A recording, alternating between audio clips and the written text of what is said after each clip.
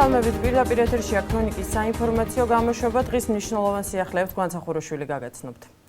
რუსთავის საკრებულოს თავმჯდომარის მოადგილე გოჩა შავაძემ საკუთარ მაჟორიტარულ ოლქში ჭყონდიდელის სახელობის მუნიციპალურ ერთეულში კომპანია რუსთავის წყალის წარმომადგენლებთან ერთად მოსახლეობასთან შეხვედრა გამართა, როგორც შეხვედრის მიმდინარეობიდან გაირკვა, წყალმომარაგების და საკანალიზაციო სისტემების პრობლემა რუსთავში ჭყონდიდელის დასახლებაში განსაკუთრებულად მძიმე დგას მოსახლეობა ქალაქის ხელმძღვანელი პირებისგან და კომპანია რუსთავის წყალის წარმომადგენლებისგან პრობლემების მოსაგვარებლად დახმარებას ითხოვს.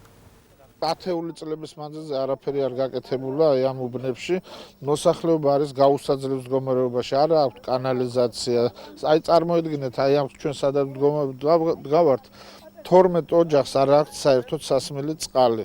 ეხლა ჩვენ დაპირება მივეცეთ არჩევნების წინ და მე მაქსიმალურად ვცდილობ, რომ ქალაქის ხელმძღვანელობაც ცდილობს, რომ ერთად საერთო ძალებით მოვიყვანოთ აქ წყალი გამოვიყვანოთ, არის პერსპექტივა, რომ კანალიზაციაც უნდა გაკეთდეს, მაგრამ ეს კომპლექსურად უნდა განხორციელდეს და ამიტომ მე ვთვლი, რომ ესეთი გამოსვლა ხალხთან არის სასარგებლო. მართლა რთული სიტუაცია ახლა სხვა უბნებთან შედარებით ჩვენ დავათვალიერეთ და აქ გაცილებით რთული სიტუაცია, ამიტომ ვცდილობთ აქაც რაღაცა გარკვეული ღონისძიება ჩავატაროთ, გავაანალიზებთ, ნახავთ წლის ბოლოა, მერიამ უნდა მოგვაწოდოს საკუთარი სია, სადაპირებენ ასფალტის დაგებას, რომ იმის დამიხედვით ვიმოქმედოთ ჩვენც.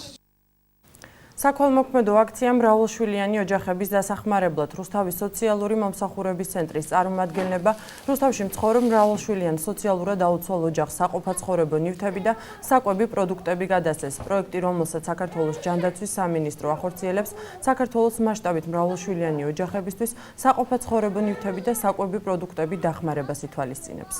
პროგრამა საქართველოს მასშტაბით ხორციელდება ჯანდაცვის სამინისტროს მეშვეობით. რუსთავში დღევანდელ დღეს განხორციელდა განაწილება სასურველი ინვენტარისა და საკვები პროდუქტების.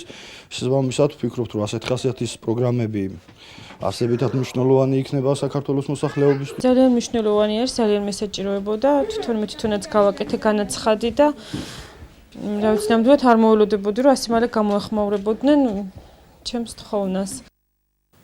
საგანმანათლებლო ინიციატივების ქართული ასოციაცია პროგრამა მომავალი თაობის ფარგლებში სამოქალაქო განათლების სწავლის ხარისხის გაუმჯობესების მიზნით ქვემო ქართლის რეგიონში 55 სკოლასთან მუშაობას იწყებს. სამწლიანი პროგრამა ამ ეტაპზე რუსთავის 8 სკოლაში განხორციელდება და სასწავლო დაწესებულებებში სამოქალაქო განათლების პროგრამის გაძლიერებას და მიღებული ცოდნის პრაქტიკაში გამოყენებას შეუწყობს ხელს.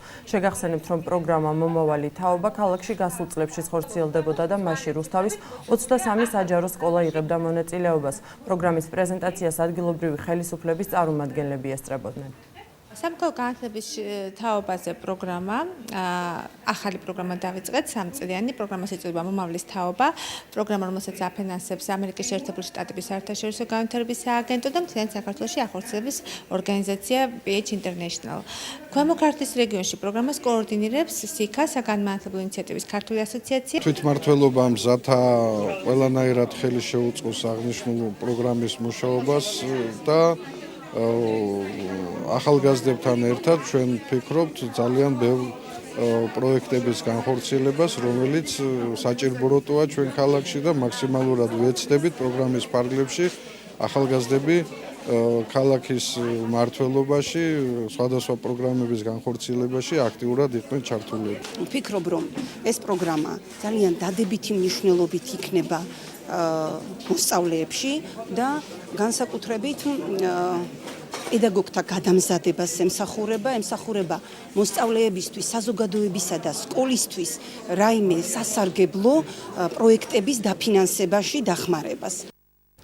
საქართველოს ევროკავშირის შორის უვიზო მიმოსვლამდე ძალიან ცოტა დრო დარჩა და დარწმუნებული ვართ, ის ახალ სტიმულს მისცემს ეკონომიკის განვითარებას. ამის შესახებ გერმანიის საგარეო საქმეთა ფედერალურმა მინისტრმა საქართველოს პრემიერ-მინისტრთან შეხვედრისას განაცხადა. შტაინმაიერმა პრემიერს კიდევ ერთხელ დაუდასტურა საქართველოს ევროპული კურსისადმი გერმანიის მტკიცე მხარდაჭერა. მხარეებმა ასევე ისაუბრეს გერმანიის კანცლერ ანგელა მერკელის საქართველოში ვიზიტთან დაკავშირებით, რომელიც 2015 წლის გაზაფხულზე გაიმართება.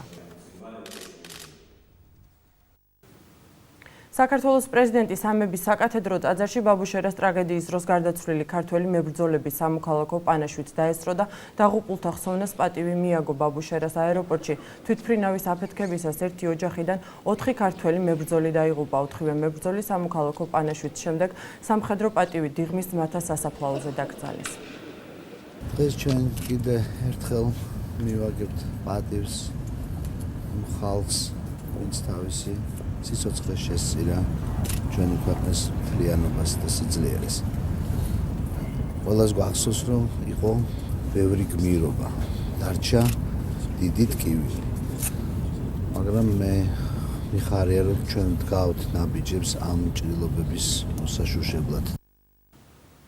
საქართველოს ფინანსთა სამინისტროს საგამოძიებო სამსახურმა სახელმწიფო ქონების მოტყუებით მართლსაწინააღმდეგო დაუფლების, სამსახურებრივი უფლებამოსილების ბოროტად გამოყენებისა და სამსახურებრივი გულგრილობის ფაქტზე სისხლის სამართლის პასუხისგებაში შპს MBG-ს დირექტორები მისცა. გამოძიების შედეგად ირკვევა, რომ აღნიშნული შპს-ის ხელმძღვანელები ლტოლვილებისთვის 2 ხუთსართულიანი საცხოვრებელი კორპუსის მშენებლობის პროცესში მართლსაწინააღმდეგო დაეუფლნენ ლტოლვილთა სამინისტროს მიერ გამოყოფილი თანხის ნაწილს 1 მილიონ ლარზე.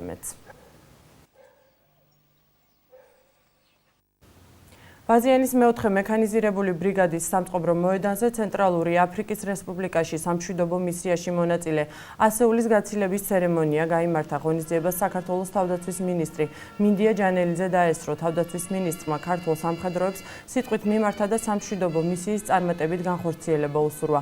ცერემონიალის დასასრულს სამხედრო შემადგენლობა მეორე ქვეითი ბრიგადის სამხედრო მოძღვარმა მამა იოსებმა დალუცა.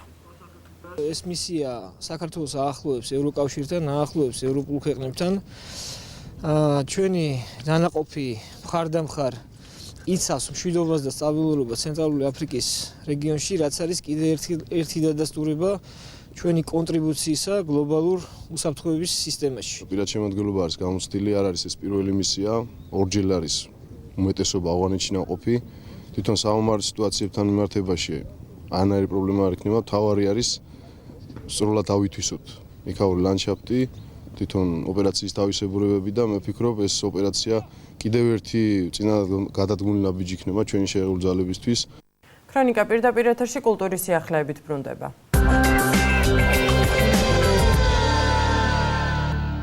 თეატრალური ფესტივალი არც სკოლა გრძელდება. მაყურებლისა და ჟიურის წინაშე კიდევ 2 სკოლა წარსდგა.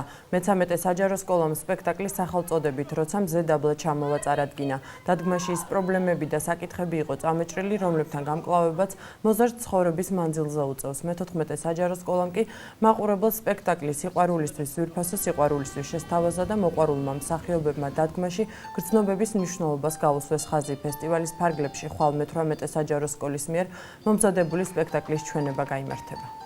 ორი არაჩვეულებრივი სპექტაკლი მაქვს. ისეთი სპექტაკლი ორი, რომ ძალიან ძნელია უბრალოდ ერთმანეთთან შევადაროთ. აბსოლუტურად რადიკალურად სხვადასხვა, მაგრამ გენიალური, გემოვნებიანი, დახვეწილი. მივხვდი, რომ ყველაფერი არის ძალიან მაგრად და სანამ ესეთი ბავშვები იქნებიან, სანამ ესეთ საქმეს გააკეთებენ, რომ ჩვენ ნამდვილად მაყურებლის პრობლემა არ გვექნება. ჩვენ სიყვარულისთვის მოვიწვიეთ აქ მაყურებელი და შევეცადეთ, რომ გაგვეხსნა ჩვენი გულები და ასეთივე სიყვარული დაგვეხვედრებინა მათთვის. თუ ეს შევძელით ბედნიერები ვართ. ძალიან კმაყოფილი ვარ და უღრმესი მადლობა მინდა გადავუხადო ბავშვებს, რადგან ჩემი დაწერილი ასე ცხადად წარმოაჩინეს სცენაზე.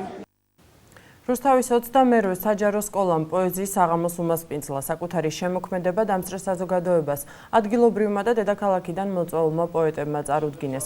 ღონისძიება საქველმოქმედო ხასიათს ატარებდა და ხანდაზმულთა დახმარებისთვის იყო განკუთვნილი. საღამო მოსწავლეთა თვითმმართველობისა და ახალგაზრდული მოძრაობა ქველმოქმედი ხელოვანების ორგანიზებით გაიმართა.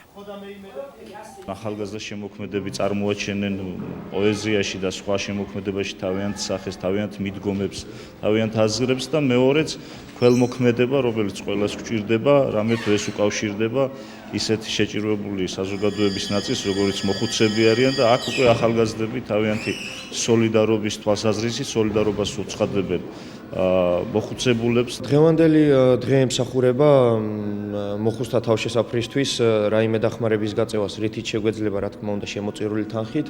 მოწვეული ყავს თბილისელი სტუმრები არიან ირაკლი დეისაძე, გიორგი თუშიშვილი, ნიკა გიორგაძე გვიფორმებს მუსიკალურად საღამოს, არჩილაბესაძე რუსთავში ყველასთვის საყვარელი ადამიანი. რაც შეეხება სპორტის სიახლეებს. რუსთავის ჭადრაკის კლუბში გრძელდება რუსთავის ვაჟთა 46-ე ჩემპიონატის ნახევარფინალური ეტაპი. დღეს მეხუთე ტურის თამაშები გაიმართა. შეჯიბრის 7 ფინალისტი 14 დეკემბერს გამოვლინდება, რომელიც 9 საუკეთესო რეიტინგის მქონე მოჭადრაკესთან ერთად რუსთავის ჩემპიონის ტიტულისთვის იბრძოლებს. ფინალი 22 დეკემბერს დაიწყება და 2 კვირის განმავლობაში გაგრძელდება. რუსთავის ვაჟთა 46-ე ჩემპიონატი ქვემო ქართლის რეგიონალური ფედერაციის ინიციატივით და ორგანიზებით ტარდება. მიმდინარეობს რუსთავის ვაჟთა 46-ე ჩემპიონატის ნახევარფინალი. როგორც ჩარჩანი იყო, საუკეთესო რეიტინგის მქონე 9 მოჭადრაკე დაშვებულია პირდაპირ ფინალში, ხოლო ნახევარფინალიდან ფინალში მონაწილეობის უფლებას მოიპოვებს 7 მოჭადრაკე. და 22 დეკემბერს დაიწყება ფინალი, სადაც მიიღებს 16 რუსთაველი მოჭადრაკე. ნახევარფინალში თამაშობს 40 რუსთაველი მოჭადრაკე. აქედან ნახევარი სკოლის მოსწავლეები არიან, რაც ძალიან სასიხარულო არის. საწვრთნო ტრეინინგ პროგრამის ფარგლებში საცურაო აუზთოლიას მოცურავეები დოჰაში იმყოფებოდნენ. თეონა ბოსტაშვილმა და აკაკი ვაშაკიძემ ერთი კვირის განმავლობაში საქართველოს ნაკრებთან ერთად როგორც თეორიული, ასევე პრაქტიკული ვარჯიშები გაიარეს. რუსთაველმა მოცურავეებმა საწვრთნო ტრეინინგ პროგრამა დადებითად და ნაყოფიერად შეაფასეს. მე და აკაკი ვაშაკიძე ვიყავით წასულობი დოჰაში, სადაც ვიღებდით საწვრთნელო შეკრებებზე, გვიტარდებოდა ლექციები, ვიღებდით ახალ ვარჯიშებს, რაც სამომავლოდ გამოგვადგება და ვაჩვენებთ უკეთეს შედეგებს. დოჰაში იყო მსოფლიო ჩემპიონატი, ასევე გაიმართა საწვრთნელი შეკრება ახალგაზრდებს შორის. ამ საწვრთნელ შეკრებაზე გვავარჯიშებდნენ ყოველდღე, ან გვასწავლიდნენ თეორიულ ვარჯიშებსაც და კმაყოფილი ვარ ამით. ქრონიკაში რეკლამის დროა პირდაპირ ეთერში სულ მალე დღის სხვა სიახლეებით განვაგრძობთ. დიზელზე მომუშავე ავტომობილები ლონდონში შესაძლოა აიგრძალოს. ლონდონის მერია გარემოს დაბინძურების შესამცირებლად ახალი წესების ამოქმედებას გეგმავს. აკრძალოს უკვე შეუერთდნენ პარიზში. ოფიციალური მონაცემებით საფრანგეთში ავტომობილების 60% დიზელზე მუშაობს. საფრანგეთის ხელისუფლება მეპატრონეებს ავტომობილების შეცვლისას ფინანსურ დახმარებას გაუწევს. საპროტესტო აქცია გერმანიაში მოსახლეობამ ანტიიმიგრაციული აქცია გამართა და მთავრობის პოლიტიკა გააპროტესტა. აქციის მონაწილეების თქმით, გერმანია მზარდი ისლამიზაციის საფრთხის წინაშე დგას. ორგანიზაციის წევრები აცხადებენ, რომ ომიდან გამოქცეული თავშესაფრის მაძიებლები გერმანიაში კრიმინალურ საქმიანობას ეწევიან.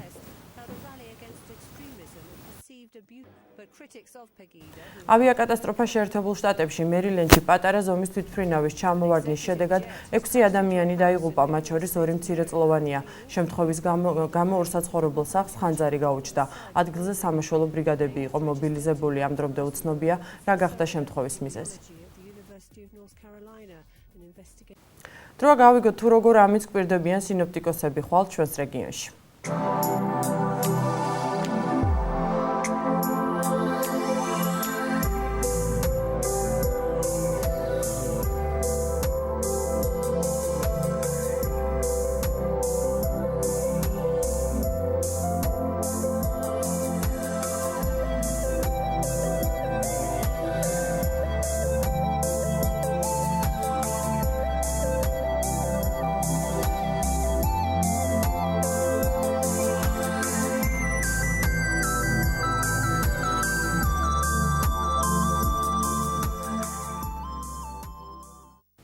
დღეისათვის სულ ეს იყო ჩემს ხელთ არსებული ბოლო ინფორმაცია. მე მომავალ შეხვედრამდე გემშვიდობებით, დროებით.